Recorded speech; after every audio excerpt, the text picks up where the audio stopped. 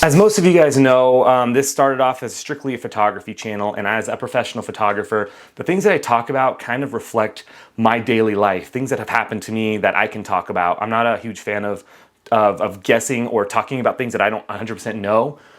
So this might go in that realm, but it's something that's been bothering me, and talking to a few other, not only photographers, professionals, vendors, marketing people, we're kind of all in the same boat, and I kind of want to bring it up to you guys right now.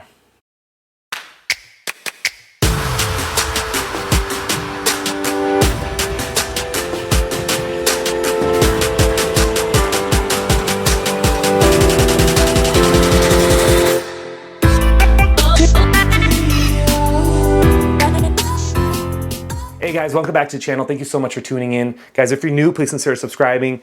Video helps you anyway, give it a thumbs up and then click that bell for notifications. Make sure this is on. And I'll tell you every time a new video comes on. Before we get started, this video is sponsored by Zenfolio. Zenfolio, thank you so much for your support through this channel, through the last year or so. Guys, I have a link and a coupon code in my description. This will save you 40% off your first order. I store all of my photos and videos, RAWs and JPEGs on Zenfolio.com for one flat rate. They also have a website integration built in, and you can share galleries, make individual galleries, make coupon codes, sell prints, sell digitals, all from Zenfolio. I have been with them since the start of my business, and I make a lot of money using them because I don't have to worry about sending my stuff to labs. My clients can just do it themselves. So guys, I'm not calling anybody out. I think this happens in every market, in every world, in every vendor situation, but it's just frustrating. And it's not frustrating the fact that they do it, it's frustrating what happens to our industry. So photography speaking, right? We all have different pricing. We all have different structures of how we charge, and we kind of live that way. I know that I have an hourly rate for events. I know that I have a portrait rate or wedding rate and all that. And the thing that irks me is when I've booked a client, and this has happened to me 6 times in the last 3 months, which is kind of why I'm bringing it up. When I book a client, and whether the client goes out and looks for more or somebody else comes in and finds out that they've booked me and then underbid me, that's where it kind of starts to devalue photography. So I'll give you an example. I was scheduled to do a photo shoot, an event, if you will, and I had the pricing all structured, contract signed, everything was working. And then I get a call and says, hey, we're not gonna be able to use you anymore. We actually found somebody that'll do it for free. And then at first I was irritated. At first I was upset that I was like, what do you mean? You didn't even ask me. And I was like, I could have done it for free. For some reason, that's where my brain went. I could do it for free. I'm not gonna do it for free. Why would I even think that? But then I started to go, why would this other photographer do this for free? The client was willing to pay somebody else money, and then you jump in and say, I'll do it for free?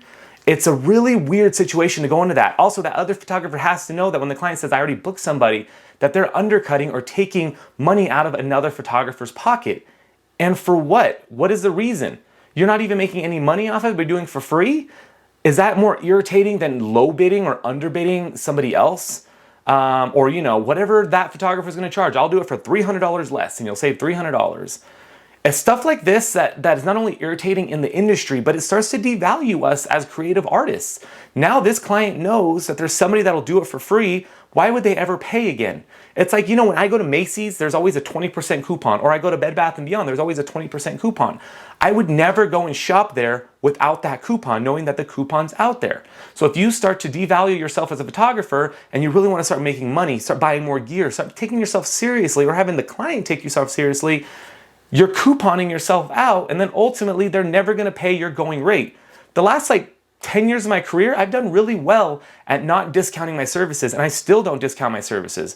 I just feel bad. I feel weird. I feel like, why would this photographer do this? And then the other companies, you know, I said 6 times in the past, the other companies I've got outbid.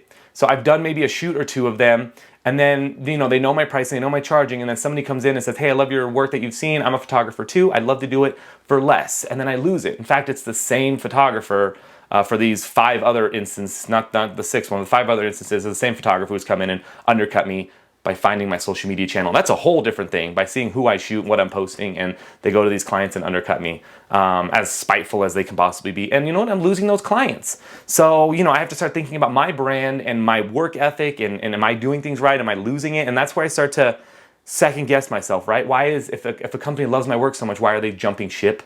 Is it just because of money, or maybe they didn't like my work? So that's what I think as a professional and as an introvert and as a freaking you know, self-conscious photographer all the time.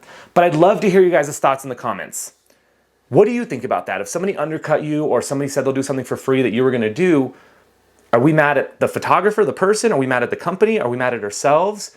And how does that ultimately affect your business? Because now there's companies out there that know that they can get photography for free because these photographers who may have a full-time job who want to do photography as a hobby are coming in saying, I'll do it for free, I'll do it for free. And the work isn't great, but by that time the client gets the work, you know, back to them, gets the photos back to them, it's already too late. The event's happened. You know, we can't be like, yeah, you should have hired a professional. Why would they? Thank you guys so much for my rant. Hope you're having a good day. Talk to you guys next time.